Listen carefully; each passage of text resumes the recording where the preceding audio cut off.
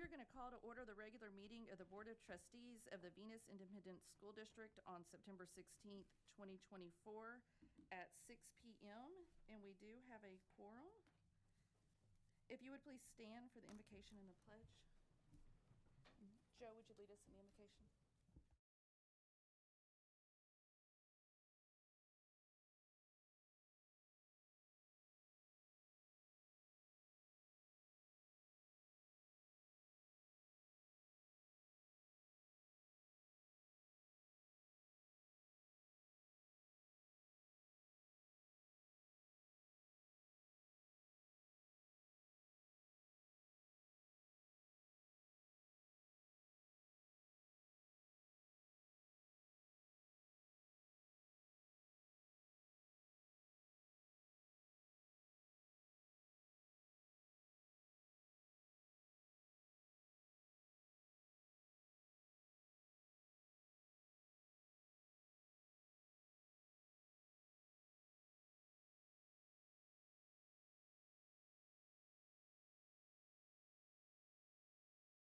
And welcome to all of our guests tonight. It's nice to have y'all here. We'll go to item number 4, opportunity for public comment. Do we have a mic for her? You need mine? Oh, there's one right there. Oh, well, she's going in there. So before you start, I have something that I'll read.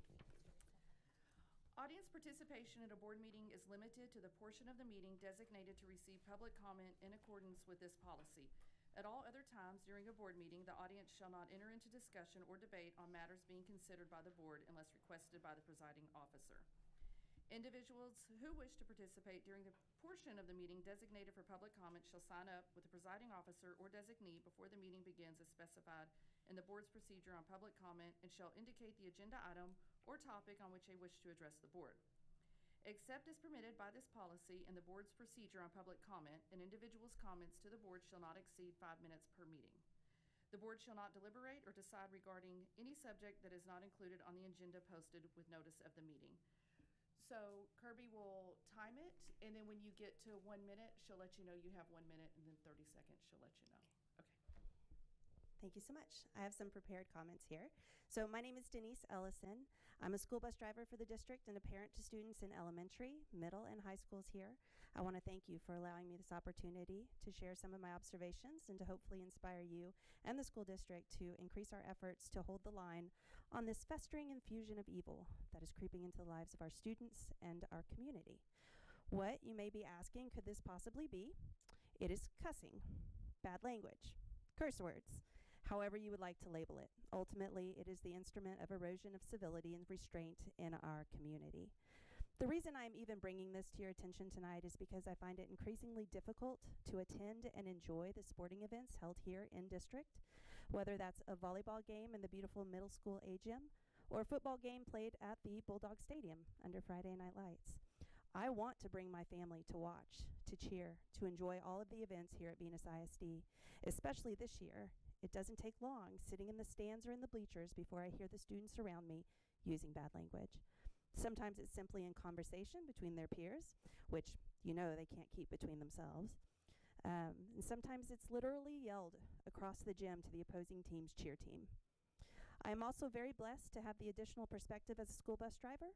From this perspective, I hear the bad language and sometimes see the inappropriate behavior as I wait to pick up students outside the schools in the bus line. Here, it is yelled as students are finally beginning to unwind from their day at school. Then they continue it as they come onto my bus, where it is said just outside of my ability to distinguish who said it or what it was about. And I'm talking about some of our brightest and best students. It has become commonplace language because we have allowed it. In some instances, it is because we have engaged in it ourselves. And I am not perfect. I don't expect anyone else to be perfect either. My opinion is that we have allowed what used to be the ceiling to become the floor, and we are no longer holding the standard in this area. As a result, I don't feel comfortable bringing my kids to Venus events. And I'm really struggling simply to come myself, to support my children and to support my school. And to be clear, this is not just about foul language. This is about teaching self-control, decency, restraint, awareness, accountability, and a sense of community and responsibility. These are core values that should be modeled at home and reinforced in our school district. We, you, me, we are ambassadors in this world, trying to hold the line against evil. And it only takes a slight wedge to allow it to creep in and take over, and it will attack our most vulnerable, our children. I would like to leave you with this reminder from the Venus Student Code of Conduct, which includes these statements that each student is expected to demonstrate courtesy, even when others do not, behave in a responsible manner, and exercise self-discipline. Thank you for your time and allowing me to share. Thank you.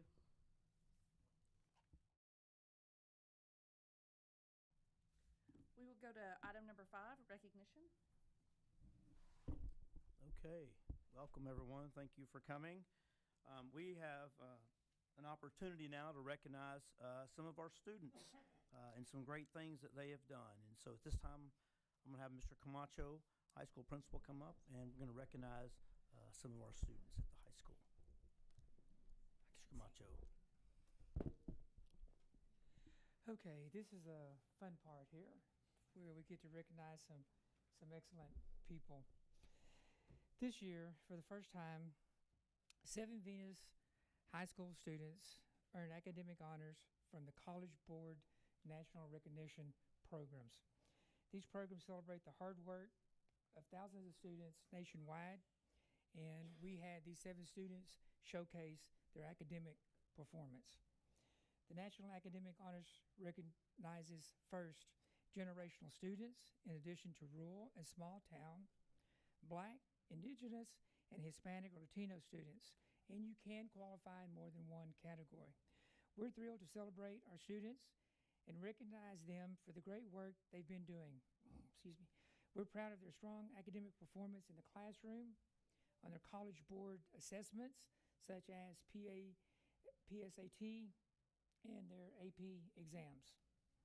In order to be eligible, a student must have the following criteria: earn a GPA of a B+, which is the equivalent of a 3.3 or higher, a PSAT assessment score that is within the top 10% of the assessment takers in each state. For each award program, or earned a score of a 3 or above or higher in their AP exam by the end of their 10th grade year. Attend school in a rural area or small town, or identify as African American, Black, Hispanic, Latino, Indigenous, or a first-generation college student. And I don't think anything excites me more than a first-generation college student. That's just great to see. So, the following students were awarded the following National Recognition Program awards. First, we have Adiyinka Brown, National Recognition awarded for 2 African American in rural area.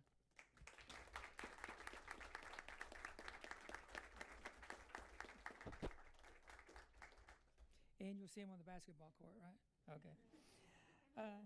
That's true.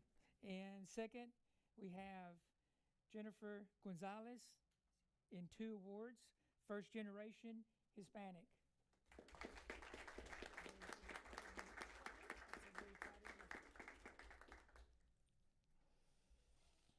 Then we have Jeannie Nguyen, first generation rural.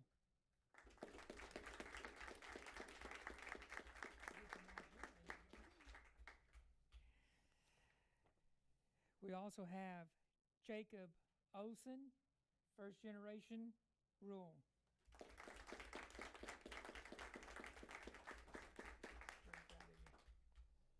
Quite the musician as well. Okay, played 3 instruments. Okay, and we have Shade Steiner, Hispanic.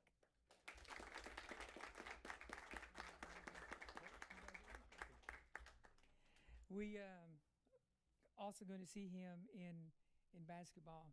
Okay, the program opens college access for more students because many institutions use this award to recruit scholars. It shines on your college application and allows students to apply for college-specific scholarships for each program. In ending, I want to also thank Ms. Camacho, because she helps put this thing together. She visits with you guys and makes sure you're where you need to be in order to get to this opportunity. And lastly, I could not be more proud of you guys. There's two more that are not here, but I can't be any more proud. Okay, you're exactly what a bulldog should be. Congrats. Congratulations. We get a picture now. Lord, you come over. Let's get a picture.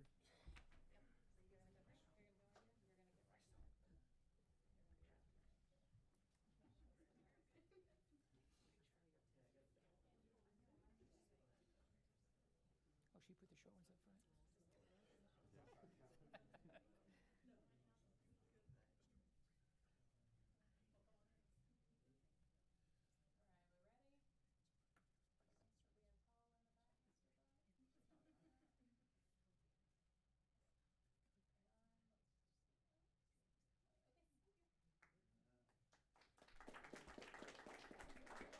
Leave it here. Oh, yeah, it's the one.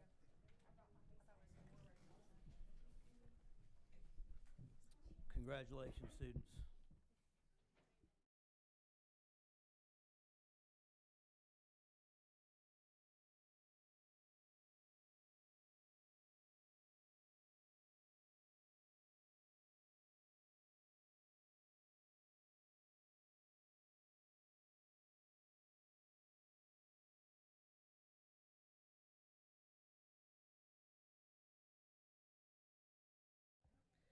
We'll go to item number 6, campus reports.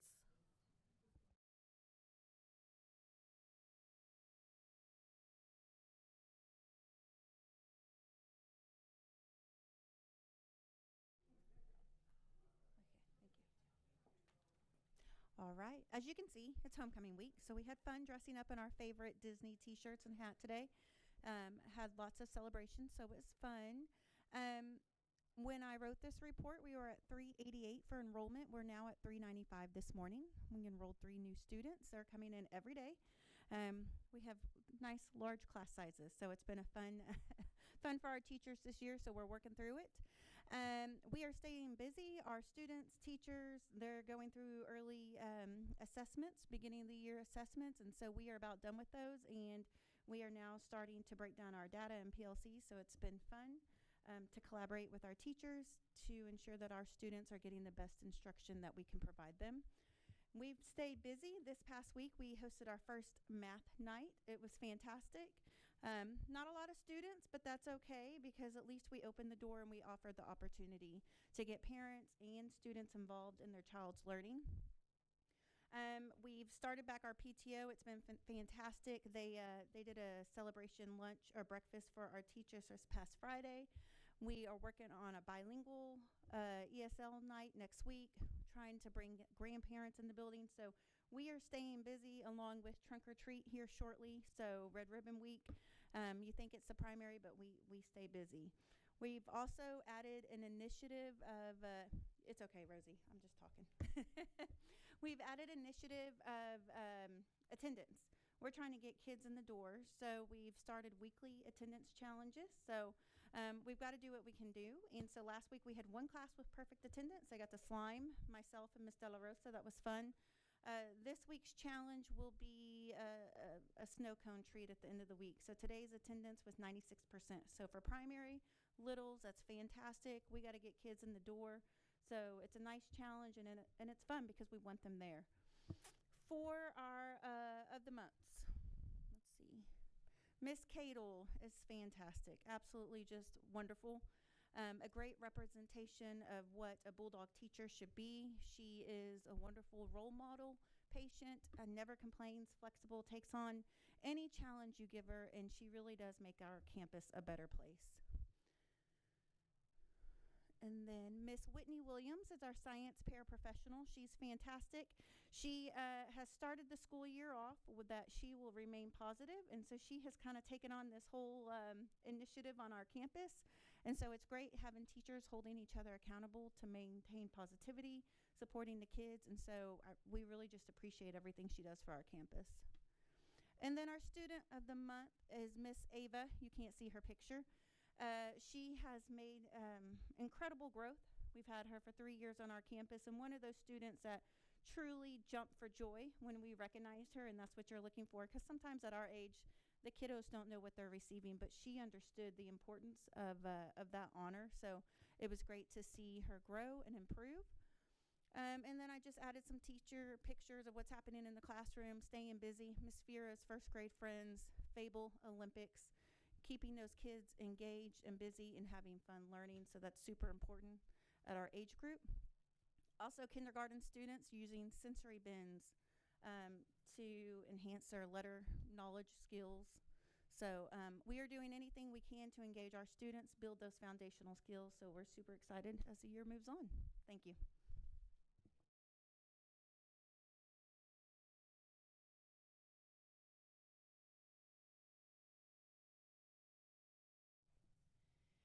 Okay, on to the elementary school.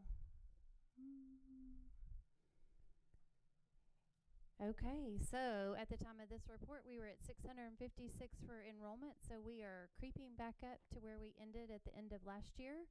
And about a week and a half ago, we had the football players out to greet our students in the morning. They were there bright and early at 7:15, and some of them weren't quite sure what to do, and then we encouraged them, go out, high fives, like they all kind of stood together.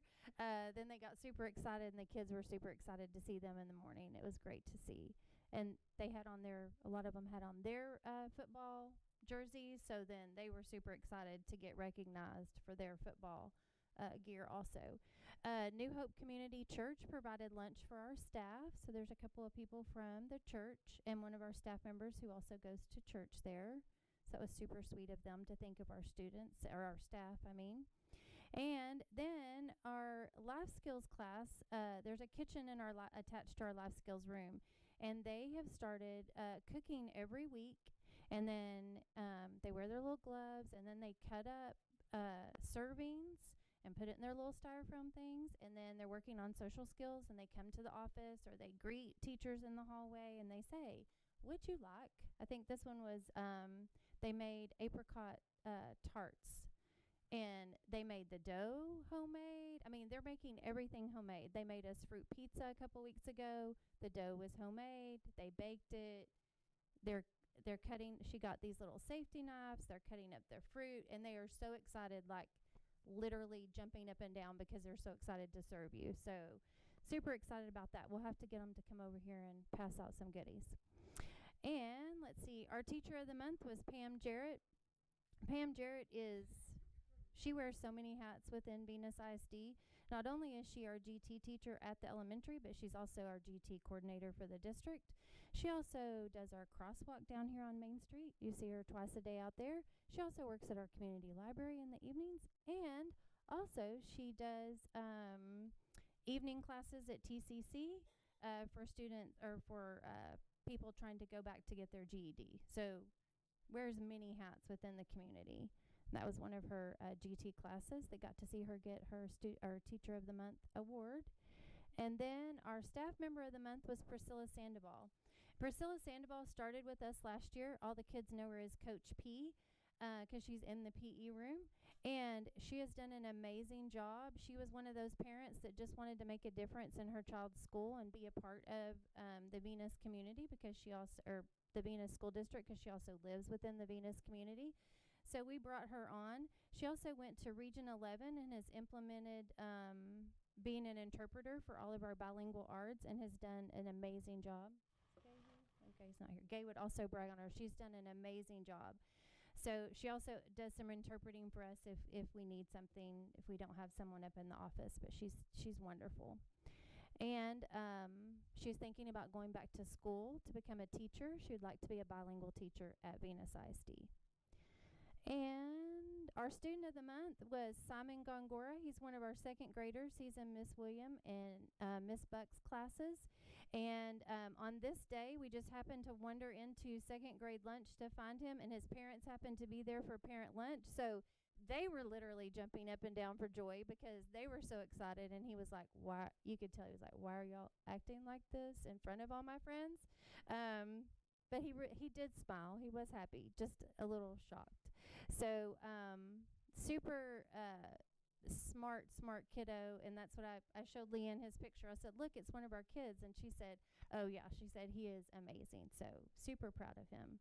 We do have a lot of things coming up. The trunk or treat, like she said, Red Ribbon Week, and we're in the middle of homecoming week this week. So lots of exciting things going on at the elementary. And the pig pictures will be in next month's board report.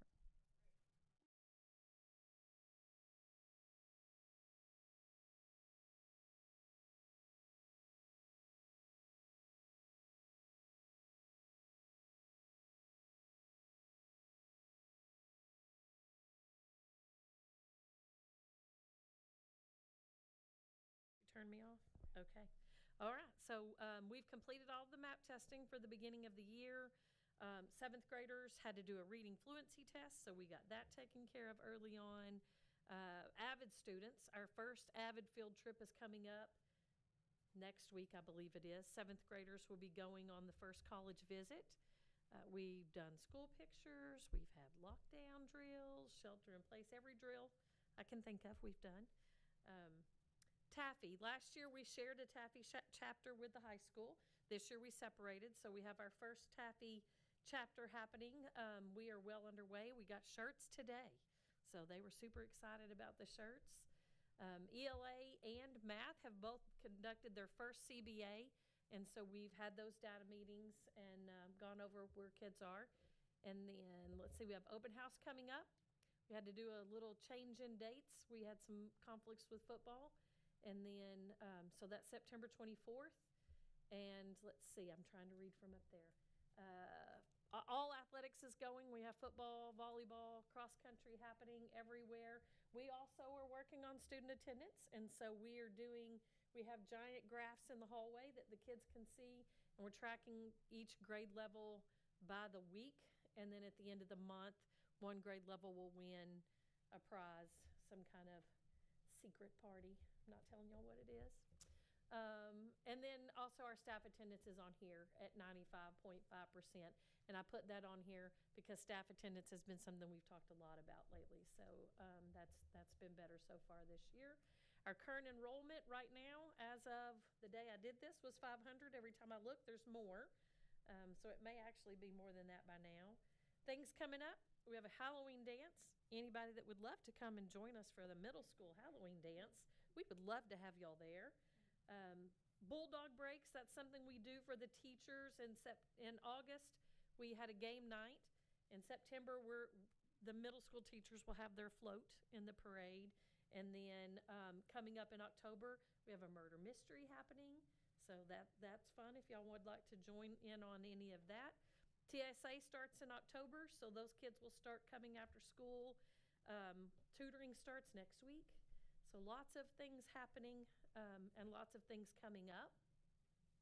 All right, Student of the Month. Is that who we have first? Yes. So our Student of the Month this month was Bo Gaskins. He is a great student, always works hard, does his best. He's in athletics, he's in honor band, he's in TSA, he's in everything. But he is an amazing representative of a bulldog. Let me see what's next. Our support staff of the month was Miss Hargrove. She's our counselor. Works very hard to make sure that beginning of the year is very smooth.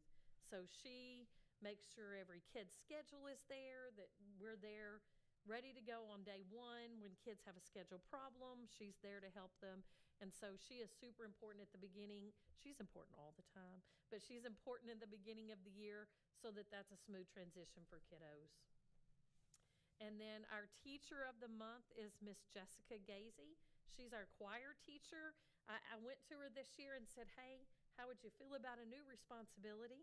I need someone to do yearbook." And she said, "Absolutely." And she has taken it on, and it's amazing. She has those kids doing all kinds of stuff. There's signs everywhere. If you haven't seen the videos that she's created, she's making videos. They're being posted on Facebook about it.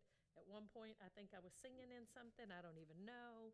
And so she's done an outstanding job, and we appreciate her very much. One last thing I would talk about was we have started the evening meals. That was something that we wanted to do as a district for kids that stay after school. And so we have kicked that off at the middle school, on the middle school campus. We've been doing it, we did all last week, so a week and a day. And it's been a little bit of a slow start with just getting the word out to kids, but tons of middle school kids are coming. I ran up there before I came here, and there was a line of football players. We're working on high school. Mr. Camacho and I visited, and we're working on getting more high school kids out there. We want them to participate in this. So it's been good. The kids are appreciating it. The parents are appreciating it. So it'll just continue to grow. So, any questions? All right, thank you.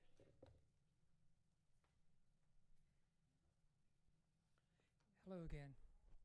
We are currently holding at 7:05. We have some people enroll, and we have some people leave. So we're right about where we were last year. So we're breaking even there.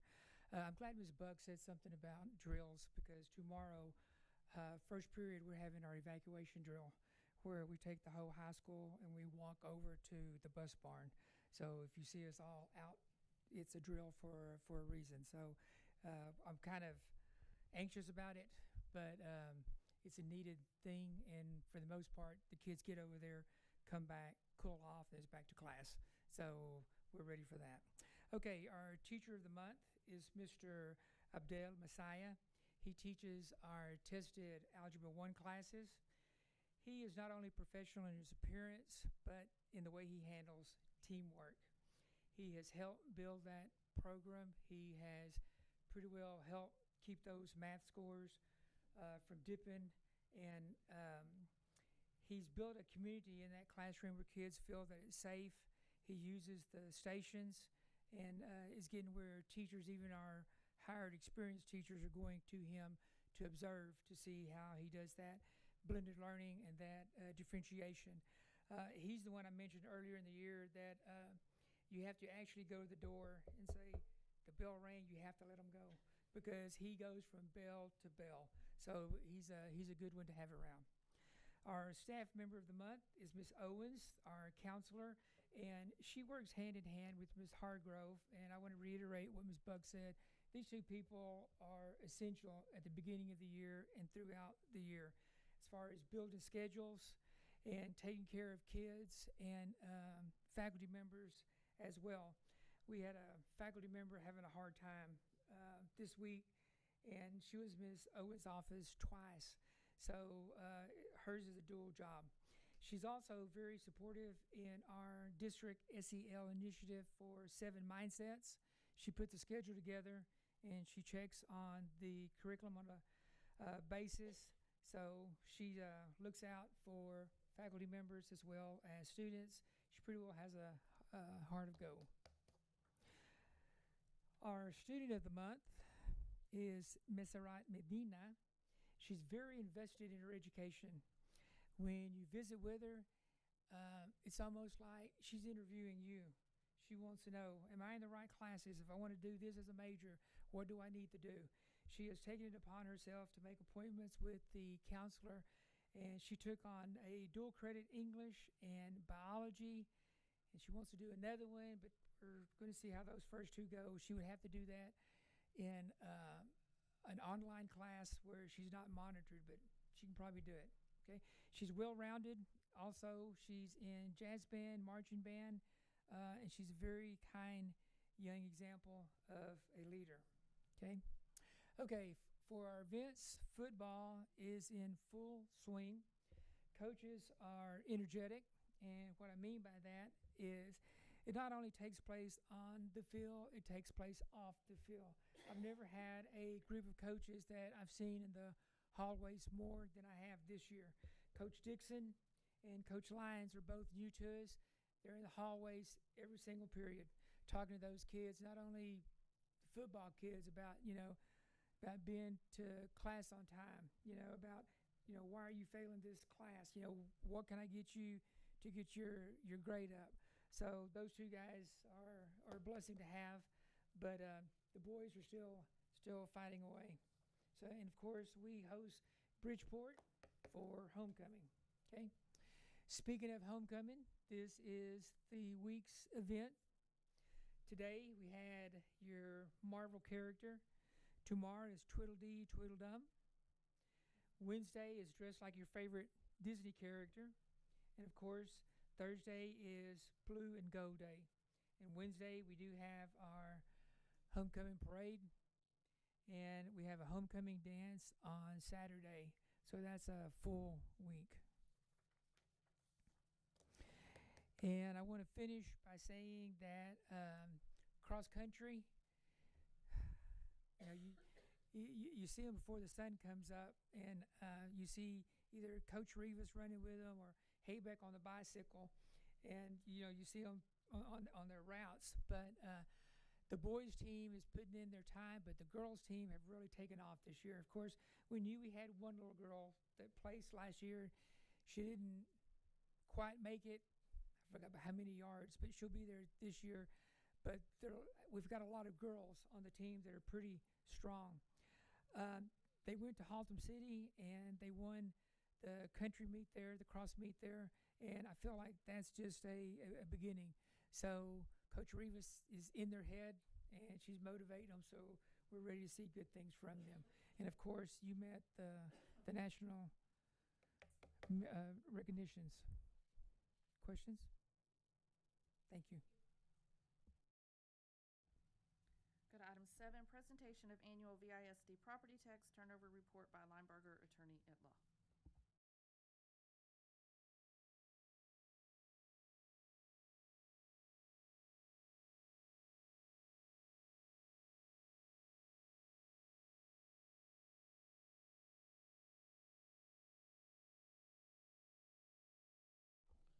Is that better?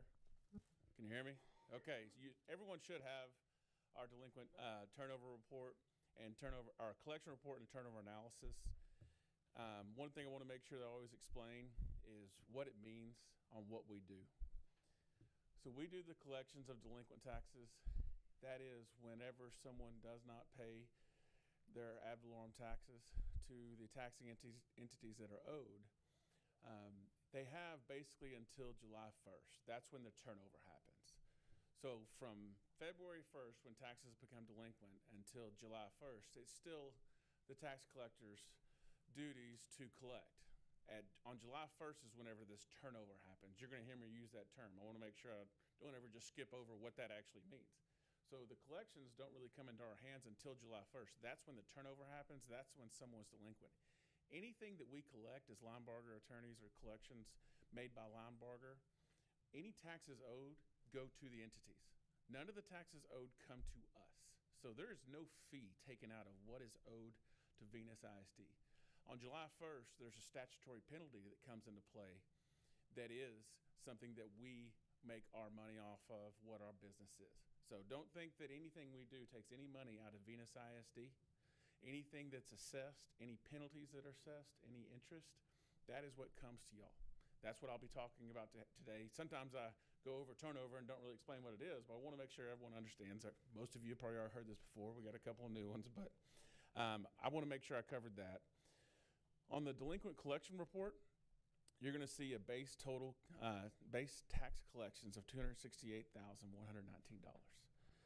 You're going to see base tax refunds of $190,000. So those penalties and interest plus the base tax collections make up a total of $341,944 that we collected in the past year. Every effort we make is to get things collected. At last resort, if need be, we can place things on a tax sale. Those are homes where we have worked diligently as much as we can, notifying people of the delinquency and what needs to happen, or the ultimate result is that tax sale. No one likes selling anyone's home. No one likes to talk about it. It's what I signed up to do, though. I want to make sure that Venus ISD gets the money you need to do the things that have to be done. So you'll see that refund amount. That is something that does not have anything to do with what we do as Linebarger attorneys. The refunds happen through the appraisal review process.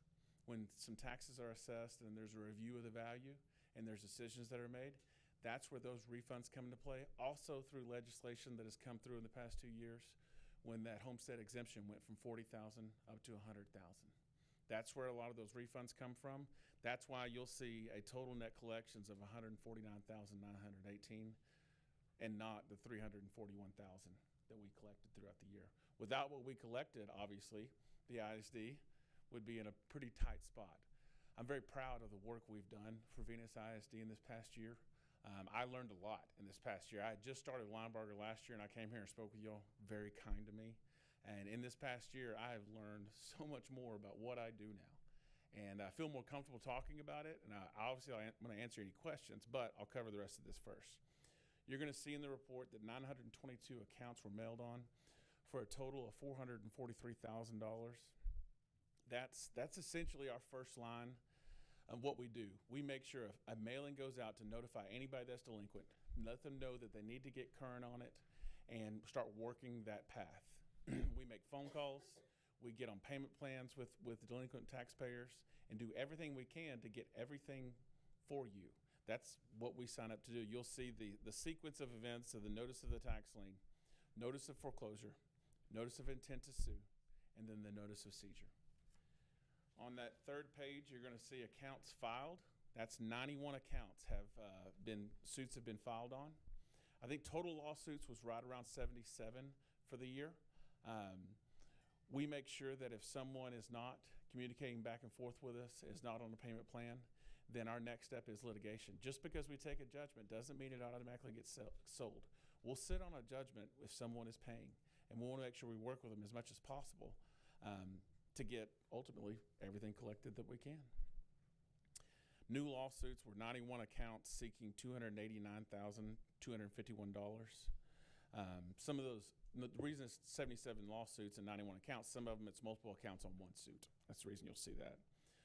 Suits resolved for 36 for $155,000. The rest of it is covered in the manner in which the suits were resolved. One thing that I've discussed with Dr. Torres in reviewing all the numbers is the decrease in total collections, all year collections. So you'll see numbers a lot of times divided up in current year delinquencies and all year delinquencies. So if there could be up to 20 years involved with a delinquent account. That number builds over time. So it's not just 1 year. It's not just the 23, 24 delinquency year. It's going all the way back to 2003. So sometimes you'll see those all-year numbers really alarming on the amount of all-year taxes that are owed to the district. In the past 5 years, 5 to 6 years, if you look at all the numbers that are available through the tax office, the total all-year collections have just about been cut in half. That's where we really come into play. The current year collections, bless you, the current year collections are mailings and phone calls. A lot of times that's people that didn't realize they were delinquent. When litigation comes into play, it's when it's 20 years of delinquencies that have come into play. That doesn't happen a ton. I don't want y'all to think there's a bunch of 20-year delinquencies out there. But there's times when service is very tough because someone's not around anymore. And then we have to find out who the heirs are and everything like that. There's some times where these delinquencies get 10, 12 years. But once we get service accomplished, once we get into court and we get a judgment taken, that litigation is really where I believe Linebarger comes into play of making sure it gets taken care of. Does that make sense to everybody? I do not mind if you interrupt me. I'll stand up here and talk and explain everything I can, but if you have a question, let me know. Next, you're going to see the collection of the top 25 delinquent accounts for Venus ISD. That's a list of those that we're working on diligently. You'll see the name, the account number, the amount, and then where they are in the litigation process. The ones that have deferral on it, we've taken the name off for most of the deferrals, mainly because if someone's under a deferral, that means they can become delinquent. Those taxes still accrue, but we cannot pursue litigation as far as selling the home because it's a deferral, and that's why the law is designed. If someone has a deferral on that property is going to stay there, and if that property ever changes hands, that's when those taxes become delinquent. Hopefully, no one has to deal with that too much, but when those deferrals are in place, that property is going to stay there, and litigation isn't going to do anything about it. That pretty much covers the collection report that we have. I can address any questions if y'all have, or I can move on to the turnover report. you're going to see the oldest accounts I don't have in front of me. I can get that to you, but you're not going to see much in the 20-year range. I can find that out for sure. The times whenever it gets into that 10 to 15-year range, it's because of service, and it takes time for certain properties for the amount to build up to enough for litigation really becomes important. Sometimes if it's a smaller property without a big value, say it's not improved, that amount doesn't get up to a point to where it's going to make sense for us to pursue litigation on it. When it gets to, I mean, it's not huge, but you'll see within that top 25, by the time you get to number 14, that amounts to $7,000. So that we make sure that the highest delinquencies are addressed first to get the most we can for the district. When those delinquencies build up is how they get onto this list, and that's when we can address them more. There's times whenever the litigation on something that's $300 or $400, that's where you'll see that amount of years build up. And first of all, you'd look at it and say, why would we have a 15-year delinquency? Sometimes it has to get to that amount for us to be able to pursue that litigation on it. Does that make sense? Okay. 20 years. 20 years is the statute of limitations. That's on real property. On business and personal properties, you're going to see it as 4 years. Sometimes, now it's a statute of limitations that has to be asserted in court, because we have business and personal property taxes throughout Linebarger where it's more than 4 years. But if it's not asserted, we're still going to collect it because it's still taxes that were owed to the district. And if someone asserts it, then the last 4 years are what we're going to collect on in litigation purposes. You're going to see one of the bigger numbers that comes into play that Ms. Mayo, I guarantee you, focuses on a pretty good bit is that TEA collection number. That's where we make sure that number is in good shape anytime you're ever asked about your TEA number, that you never have any problems with it. You're going to see in the past 3 years it went from 100 down to 98.99%, and this past year went up to 101.35. With a with a district like Venus, there's certain small things that can affect that percentage, because it's a big roll, but there's certain properties that can really affect it. You're going to see one of the top delinquencies on that 25 list is a certain parcel of land that's in bankruptcy. It is currently on appeal at the Fifth Circuit, getting a ruling in order so that it can be handled. So it's in what's called a receivership. Once that ruling is made on by the Fifth Circuit, you're going to see that top account get handled. We're already placed all of our litigation, all of our paperwork in line so that when things start getting paid, we are the first in line to get paid, and that way the district doesn't lose out. You're going to see on the turnover report analysis, in 2023, there were 888 accounts turned over for a value of $398,586. Oh, that's the 23 turnover. Coming up from the 22 turnover, which was 725 accounts for $340,000. You're going to see a difference of $58,371. That's just the improvement in value. That's what you're going to see in the amount of accounts that came onto the tax roll and the amount of value associated with those accounts and the raise in value of what was there. Now, keep in mind, that's turnover. That's not everything that was added to the roll. Majority of people in Venus ISD are going to pay their taxes. And it's when they don't, when that turnover happens on July 1st is whenever Linebarger comes into play. So the numbers are going to be seem smaller. They're bigger than that, but it's just what's turned over. In the collection process, you're going to see what we've done in the past year and what we plan to do on this turnover report. The analysis of the delinquent tax roll, like I talked about that all year, that 1,450 accounts for $830,000. That's that huge all-year number I was talking about. That's what's really been affected by what Linebarger has done since taking over in 2016. I can assert to you that since 2016, Linebarger has provided the level of service that makes you know you've done everything you can for the collection process to be responsible as a school board, as a district, taking fiscally responsible decisions, and everything that can be done to get things collected is what you've gotten through the partnership that we have with Linebarger, okay? After that, you're going to see the Venus Independent School District status of accounts. We've put it in a chart like this. One of the better things I can tell you is how much of it is in, this is the turnover, not the total amount, how much of it is in the lawsuit and clean. This is a good scenario to be in for Venus ISD.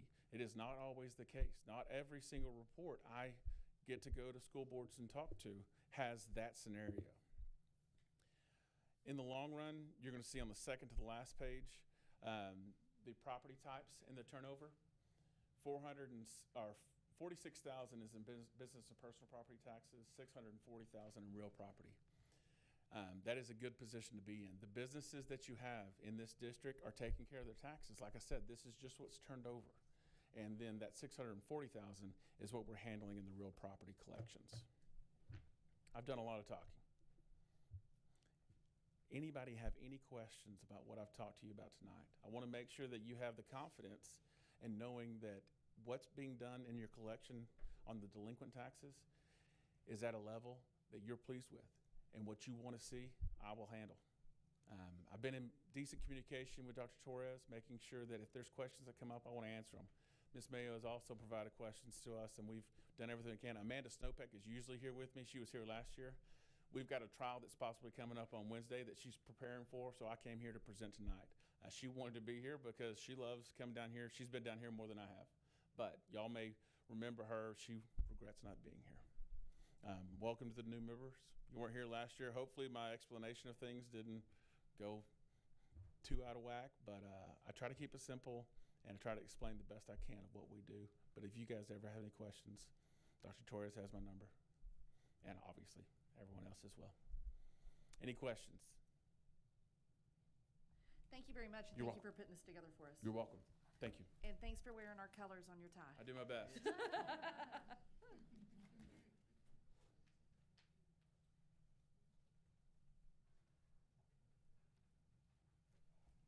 Go to item number 8, informational update by Hilltop Securities. Hi, good evening, President Gore, Board of Trustees, and Dr. Torres. I would just like to take a quick second to introduce our financial advisors with Hilltop. Hilltop has been working with our district for many years, and Eric Maha is here as our financial advisor, and his fabulous analyst, Quinty Nguyen, is here as well. They've been doing a lot of work for us in our current debt that we have on the books right now. They worked with us through our defeasance that we went through this year, where we saved quite a bit of money, and then just the resolution the board passed in August for future defeasance. So Mr. Maha is going to share some information on that. You do have a book here in front of you. It looks like this, and so he'll go through this presentation with you. Okay, thank you.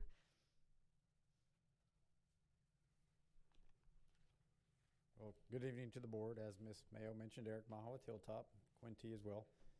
In the packet, we have a lot of numbers specific to Venus that we'll walk through, and then also just some general information. And really what this pertains to is a potential bond election at some point in time.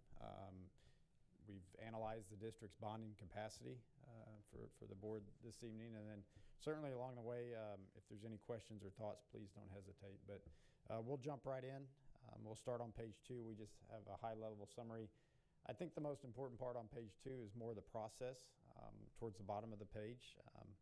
We would consider this at this point in time would be election planning, compiling any potential needs the district may have to fund with bonds, start putting together some numbers on our end, start talking with staff throughout the district, needs, wants, things like that. And really, you'll see the numbers tonight are designed for a potential May bond election in the state of Texas. You can hold an election either in May or November. And so the deadline to call for a May 2025 bond election would be February 15th. So like I said, early in the process, but you get to the holiday season and after the new year, and that February date can come very quickly. So we thought it'd be important, working with Dr. Torres and Ms. Mayo to provide some numbers here tonight. Really, page 4, one of the key variables we look at, and I know the Linebarger touched on it, property values. That's one of the key inputs and one of the things we analyze when we develop these models and develop capacity. This chart goes back the last 10 years. The property values you can see within the district's boundaries, taxing jurisdiction. Currently, For this current tax year, recently certified, we're at $775 million. And so we have to make some assumptions going forward what property values will do when we get to the numbers, but you can see historically speaking where property values have gone. And that includes all commercial, residential, all property within the district. Next page, we included the same 10-year history of the district's M&O and INS tax rates, just for the board's benefit. Wanted to highlight a few items here.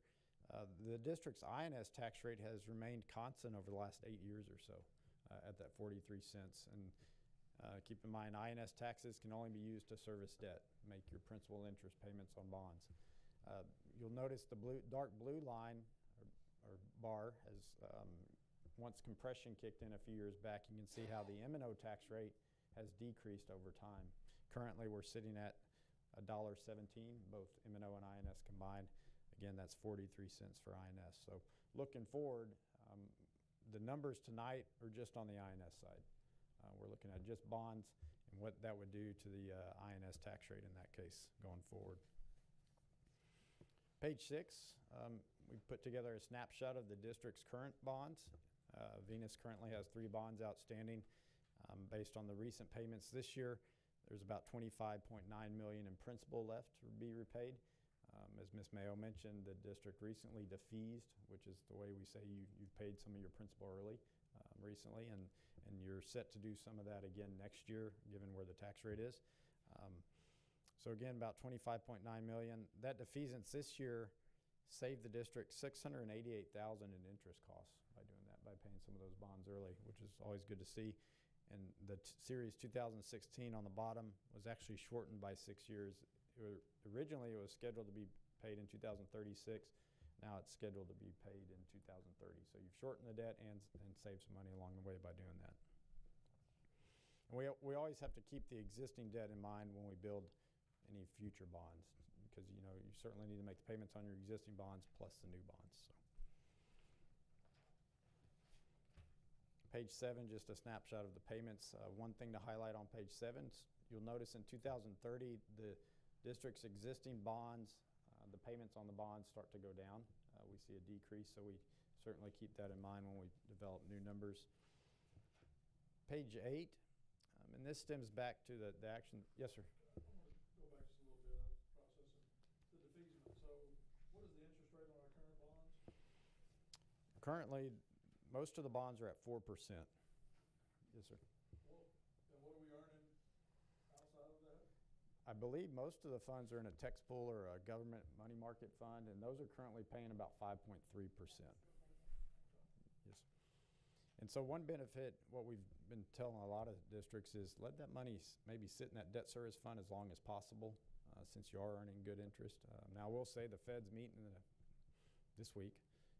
There is talk about them lowering the interest rate, and so I think that's going to start impacting what all districts are earning on those funds. But currently, you all have been earning more on those INS debt service fund monies than you're paying on the bonds. So, and that certainly can change. Page 8, quite a few numbers here. Just I'll try to highlight it. This is looking ahead for next year. The board elected to keep the INS tax rate at 43 cents. That 43 cents will generate more revenue than the bond payments, and so the intent is to take that excess revenue and pay some of the bonds off early again next year, saving interest. We estimate the district can save about $425,000, $430,000 in interest next year by doing a defeasance at some point in time. So that's more forward-looking. We'll certainly be in contact with you all once tax collections come in and we see how tax collections are trending, how much the board and the district would like to defease next year.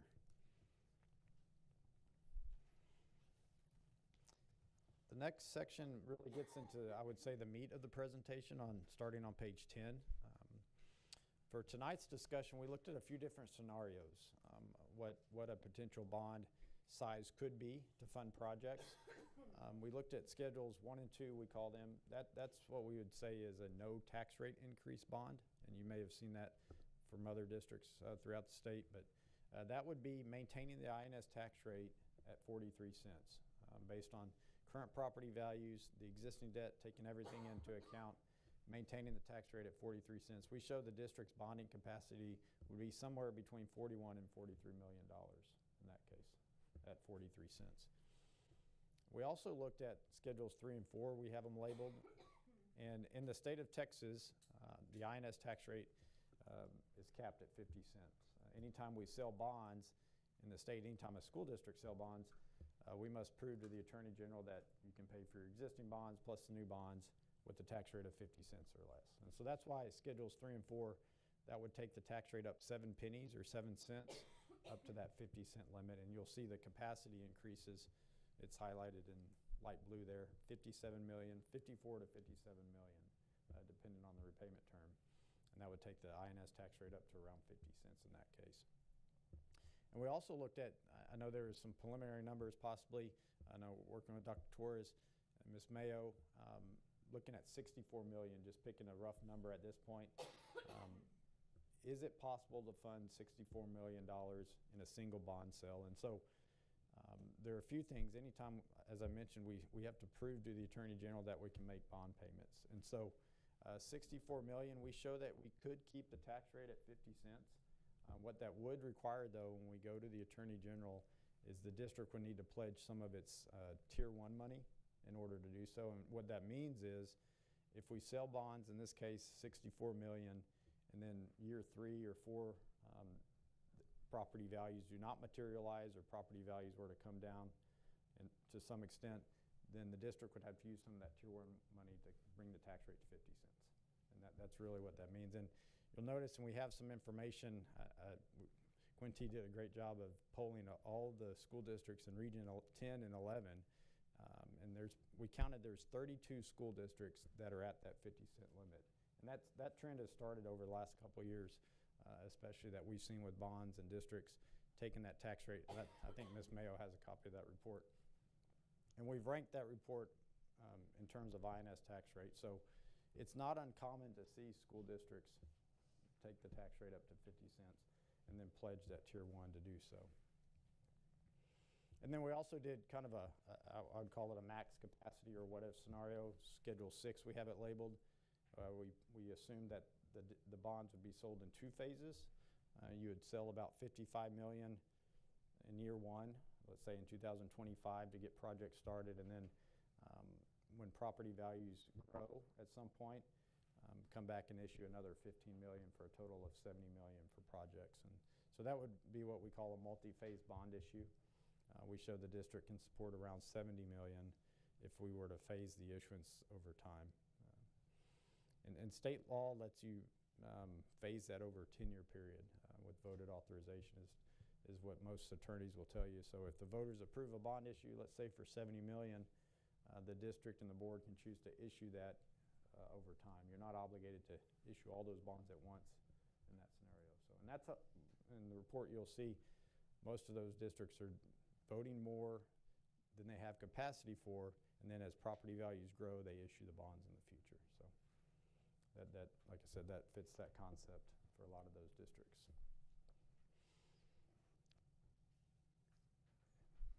Any questions on the summary? I went through that very quick. But we looked at, the 43 cents, the 50 cents. So really what this shows is that we feel like the district has capacity anywhere from 40 to 70 million within that 50-cent tax rate limit. So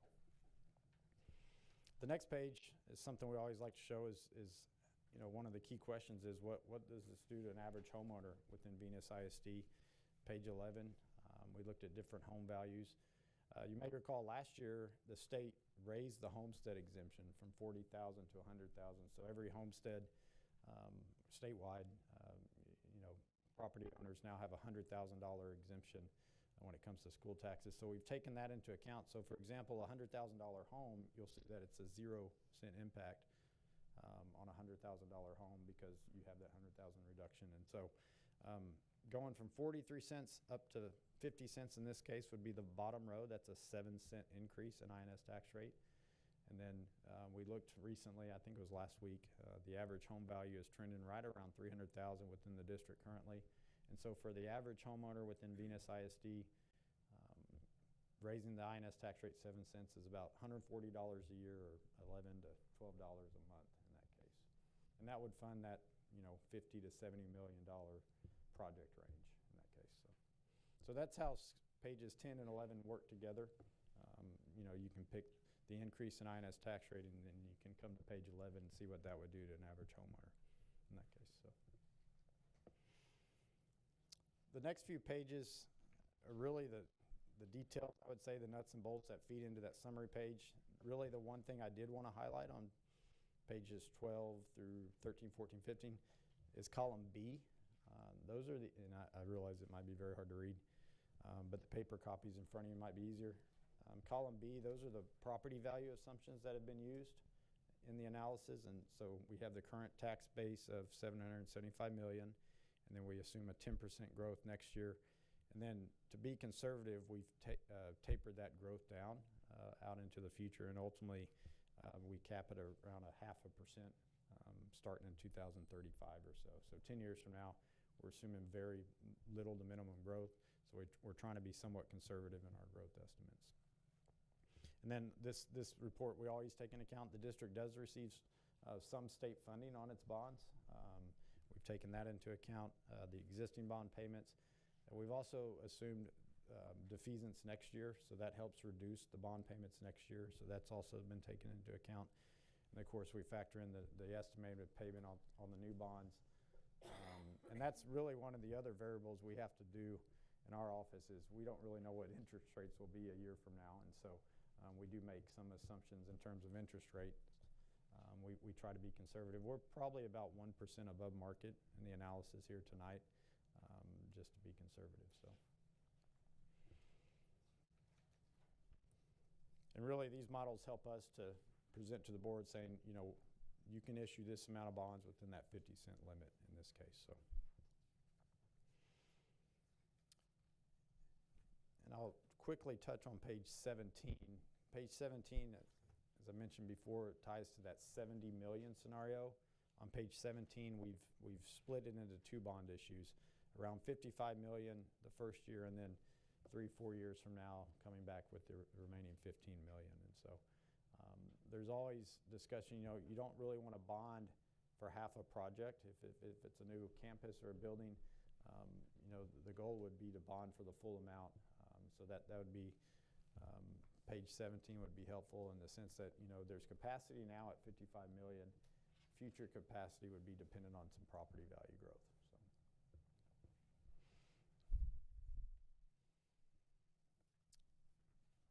So, any questions on the numbers? I know that's quite a few numbers and figures there. The next few sections we have, I would say, more general information when it comes to considering a possible bond election. We have a calendar on page 19 that highlights that February 14th date. I think it's a Friday this year. That would be the last date at midnight would be the last date for the board to call for election. And then you have the early voting dates and then the May election date next year. With May elections, typically school districts will, with a successful election, wait till you receive property values next July. And then you'd more than likely, if everything's ready, we'd sell those bonds in August. So that way, property values July, sell bonds in August. The board would have to approve the bond sale. The board would approve the amount.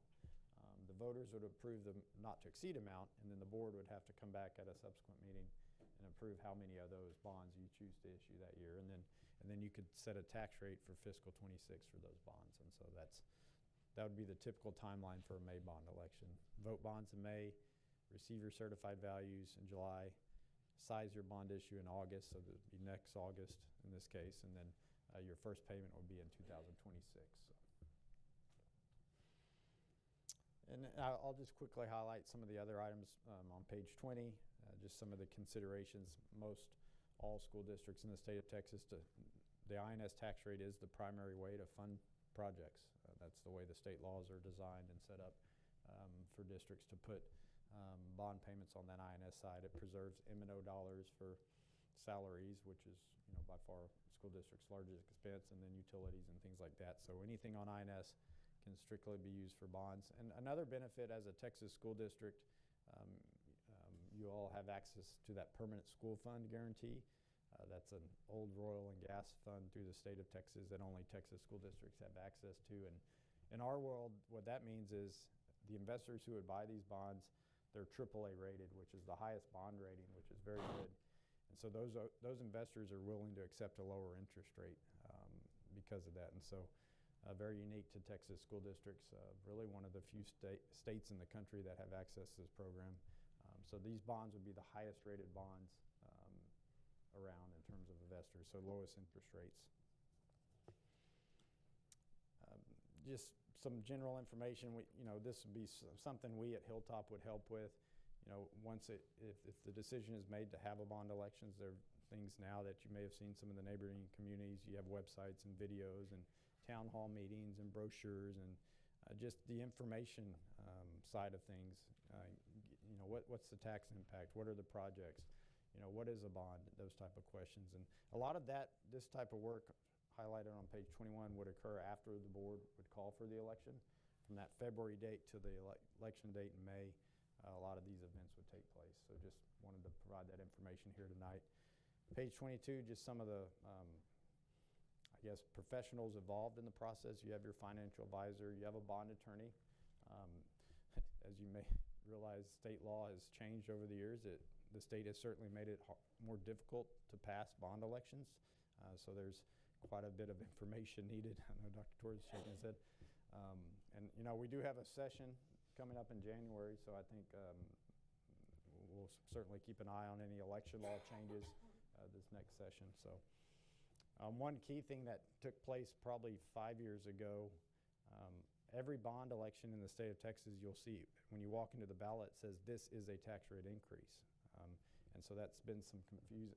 I feel like that has caused a lot of confusion with school bond elections over the last 5 years or so. And so that language is there. And so, for example, if the idea was to do a no tax rate increase bond, as a voter, it would say this is a tax rate increase, even if you're not increasing taxes. So just a lot of that information. And all that being said, the bond attorney, the district would have a bond attorney that helps you navigate what it takes to call an election and then navigate all the election laws in that sense. So. Yes, sir. Quick question. The total debt that the school can incur, Yes, sir. whether it's voted debt or debt taken on internally by the board, Mhm. all goes toward this, right? Because we were presented a few months ago about doing some energy savings upgrades with some low-interest loans. But that debt also goes toward the total debt, right? Actually, that debt would be on the M&O side for the maintenance operation. It would not be voted debt in that sense. No, sir. But the district would have to make those payments from the general operating fund in that case, the M&O tax. So you're paying debt on the M&O side in those cases, and it's not required to be voted. A lot of those energy management contracts. So it wouldn't go toward the INS debt? No, sir. No, sir. Yeah. The only way to put it on the INS side would have voters approve it. Yep. Yeah. School district, you can do. There's about a handful of different debt types you can do on the M&O side, and really once compression hit, when the state started making school districts lower their M&O tax rate, it's been harder and harder to fund some of those M&O debts. So, but the energy saving contracts with the savings you achieve is really the way to pay for those. So.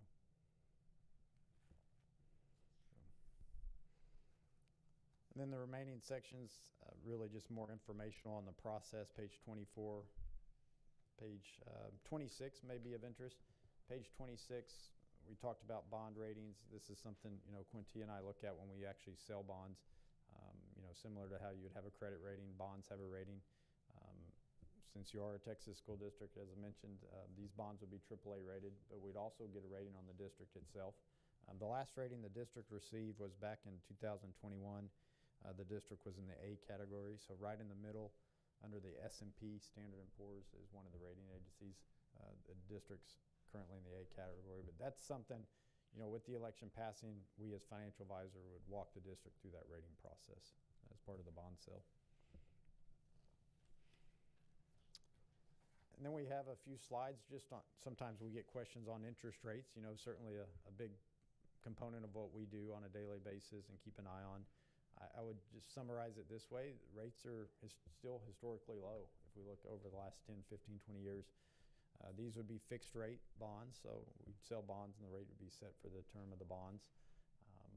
And like I said, we're expecting rates to decline in the next week or so, depending on what the Federal Reserve does. And, that tends to have a ripple effect for all interest rates. So, but I guess we really don't have a guess on what rates will be next time or next year at this time. So, but historically speaking, it's still a good time to lock in rates.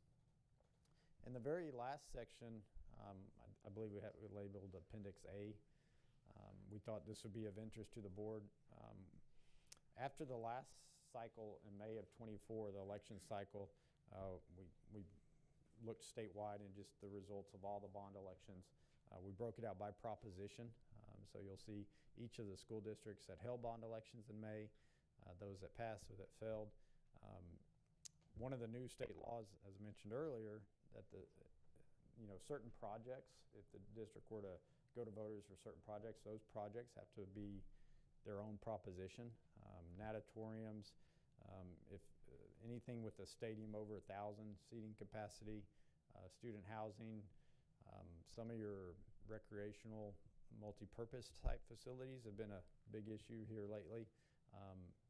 Technology, one-to-one devices, those type of items would have to be their own proposition. So you'll notice in the packet in the very back, a lot of the districts have Proposition A, Proposition B, Proposition C, and we always find it interesting to see which propositions pass and which fail, and every community is different, I would say, in that sense. So that's the key reason you'll see multiple propositions.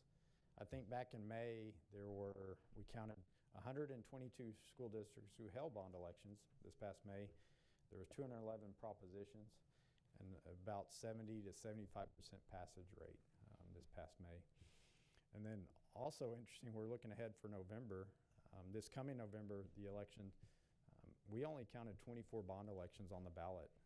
And I think a lot of that has to do with the presidential election. A lot of school districts we're working with are thinking similar how Venus may be is, let's not go to voters this November, let's look at next year. And so there's really only 24 elections that we can count currently on the ballot across the state.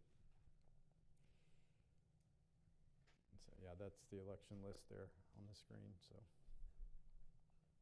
and we'll certainly provide the board an update once the November elections occur, just of which school districts held elections and how they fared. So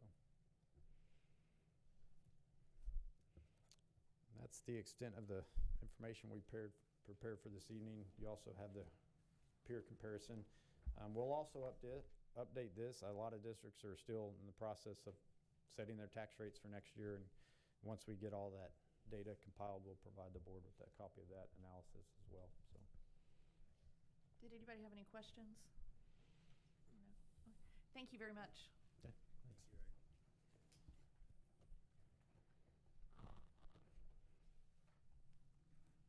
Go to item number 9, TXRL grant application. Dr. Morgan.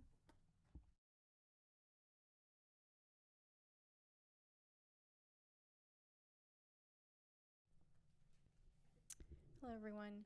This is just an informational item to let you know that we've applied for a grant called the Texas Reads, Texas Leads Initiative, and it is targeting early literacy. And so this grant is being funded by the Moody Foundation, and the technical assistance provider on the grant is the Kat Alexander Group, which was our technical assistance provider for the Raising Blended Learning grant, which we just concluded, and we had that grant for the past 3 years.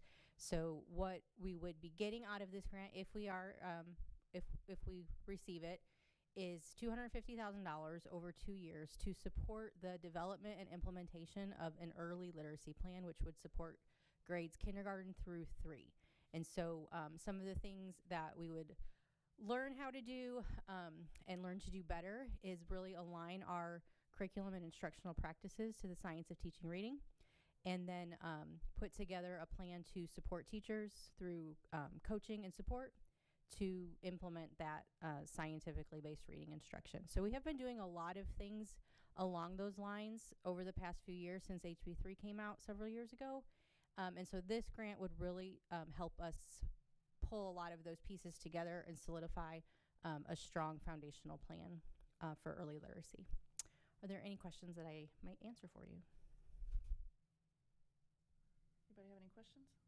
No? Okay, thank you. Thank you. Go to item 10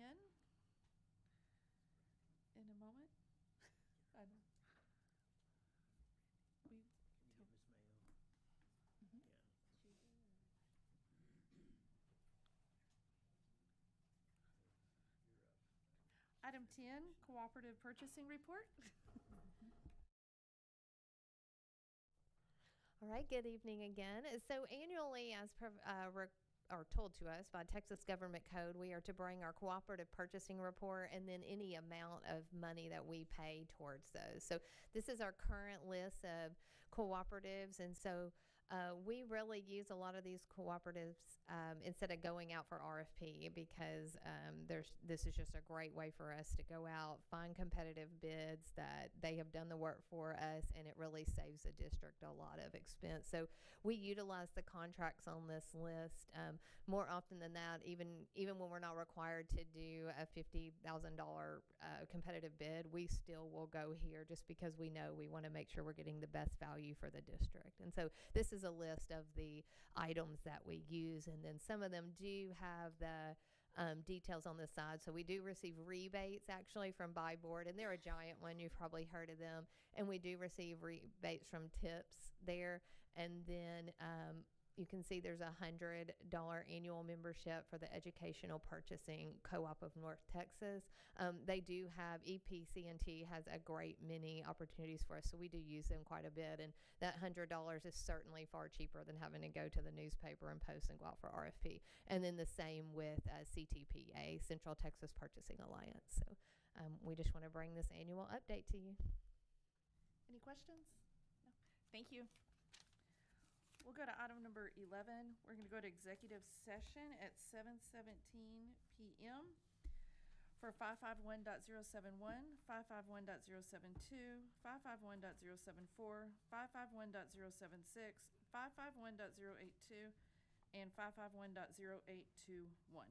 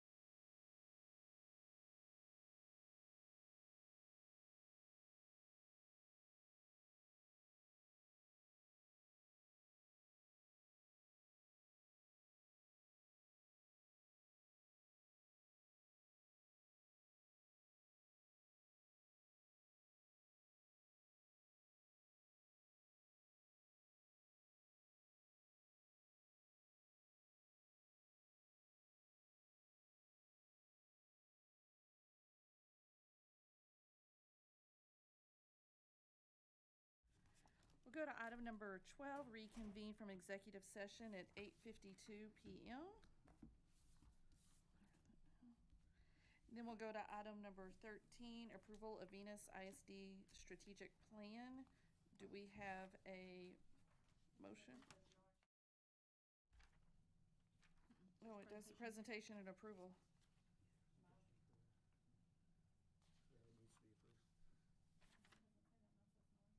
Yeah, mine says no action also. But 13 says.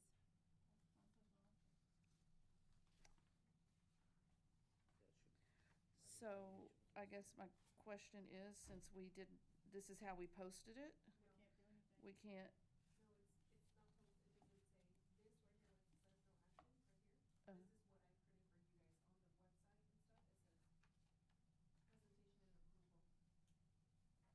Well, Can you pull up the public posting? number 13 says presentation and approval, but it doesn't have any. But it says no action required. But these will be considered notes. The blue is our notes. Yeah. Gotcha, okay. So, Yeah. okay. Presentation and approval is worded correctly. Okay, I gotcha. A Venus ISD strategic plan, do we have a motion? I'll make that motion. A motion by Randall. Second. We have a second by Joe. All in favor? I'm sorry, I'm. Motion passes. Randall made the motion. It's just. No, it's just this right here.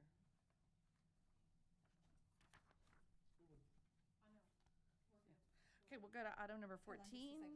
Hold on Oh, just- sorry. To approve. Sorry, I'm writing all this in so we don't get That's okay. the motion carry 7-0. Oh, right, all right, thanks. Okay, we'll go to item number 14, consent agenda. Do we have a motion? Motion by Greg, second by Amber. All in favor? Motion carries. Number 15, consider approval of field maintenance contract. Good evening, Board of Trustees, Dr. Torres, and we're bringing you the field maintenance contract. This page here describes the maintenance that we're receiving. It's a contract that was signed for annual renewals in 21-22, and it goes until 2025, so it goes through the end of this fiscal year.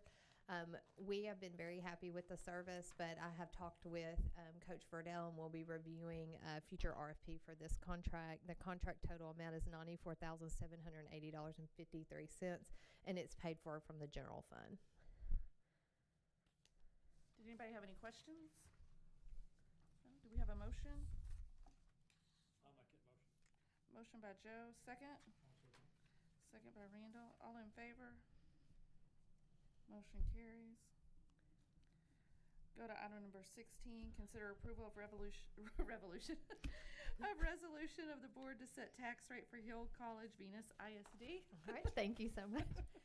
So last month, according to the Texas Comptroller rules, a small entity tax rate, their operations are a little bit different than the way we adopt tax rates here at Venus ISD. And so last month, I brought you the proposed tax rate for Hill College, and then they do require a second meeting for the actual adoption. So this is the adoption of the tax rate for Hill College. It's 0.039327 is the voter approval tax rate.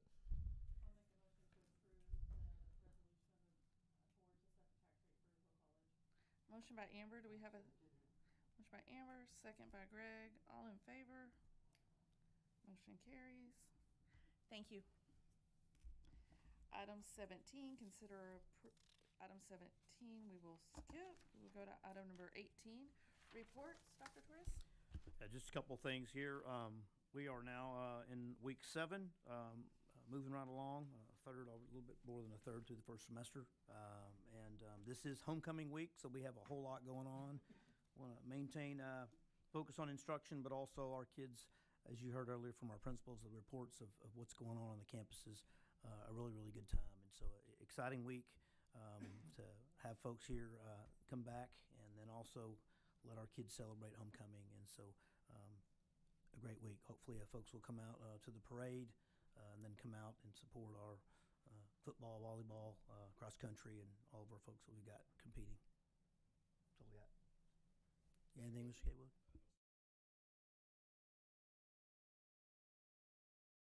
Time, or is it a?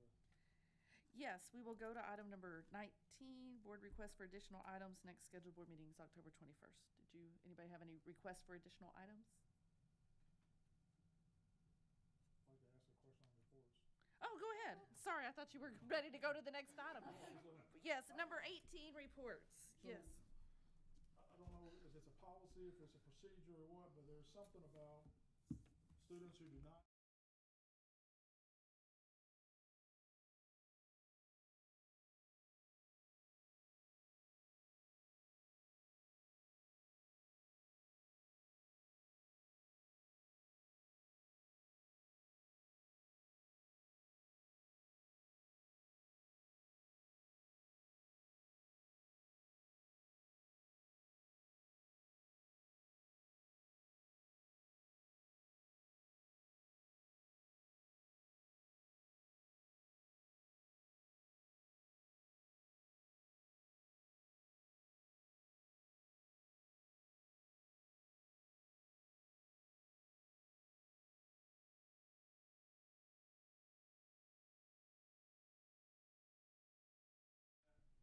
An understanding.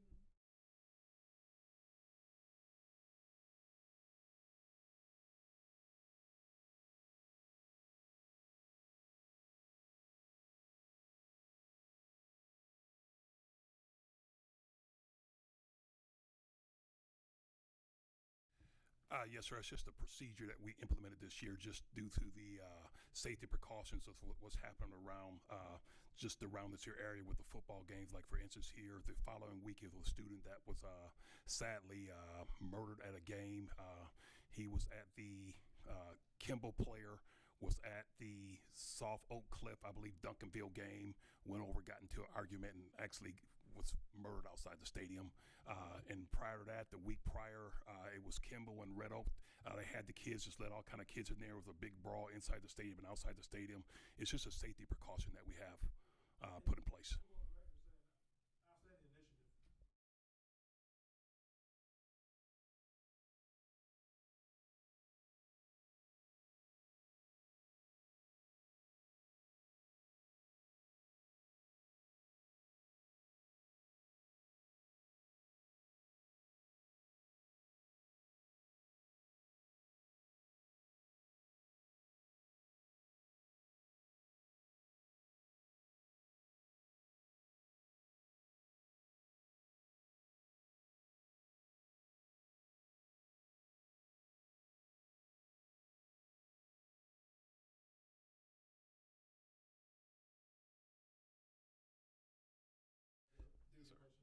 Actually, sir, we do have some new procedures set in place. I did pass to the principals. We actually have some temporary fencing. We're going to open up a second gate, number 1, which is back by the backside of the middle school for the home side. And we do have some temporary fencing that's coming up to ensure that students from the visitor side don't cross over to the home side. Yes, sir. I sent that plan to the principals, and I do have Mr. Webb and Ronnie going over tomorrow for maintenance, taking a look at that. We do have some temporary fencing already made down at the welding shop. We're going to transport that stuff over and work out some procedures to get that put in place prior to the time. I do realize homecoming. Someone told me that no one comes to Venus games. I think they told me a fib. The whole town was there last home game. So I said, you know what? Yeah.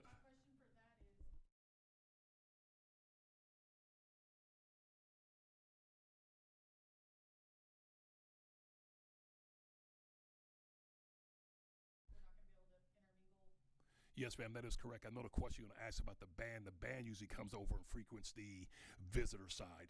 Yes, ma'am. Yep.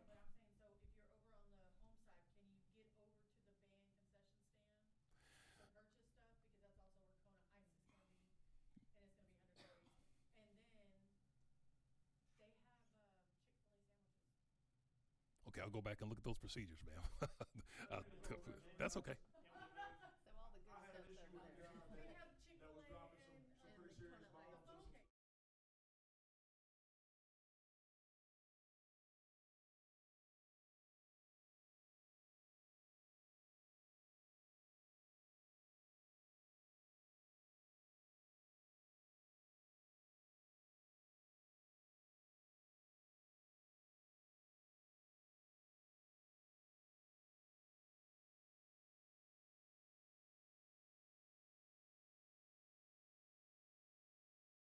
Yes, sir. Sadly to say that one individual that was cursing and acting that way that I threw out the game, that was an adult.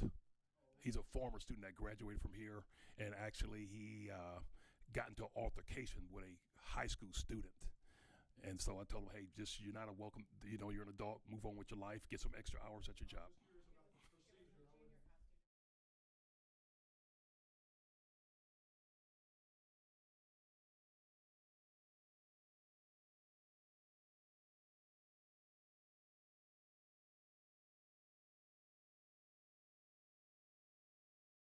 Any other report stuff?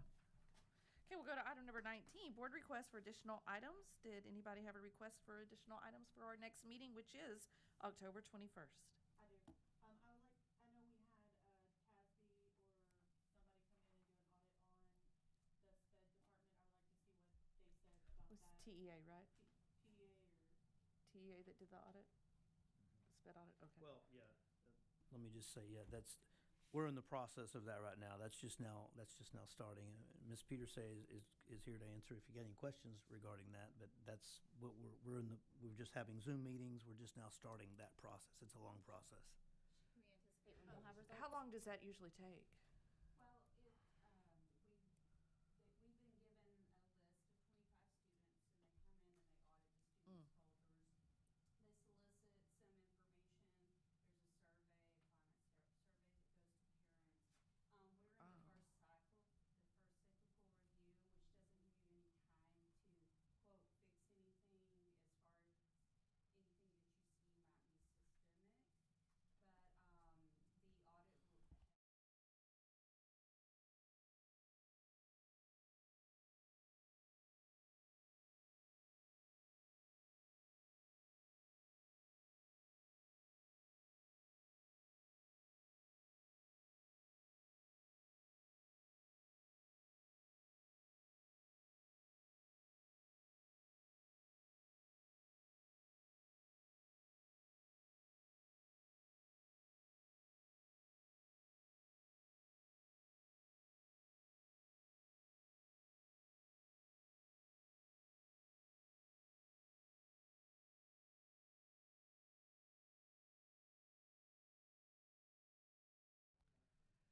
So you should have something to share with the board like January.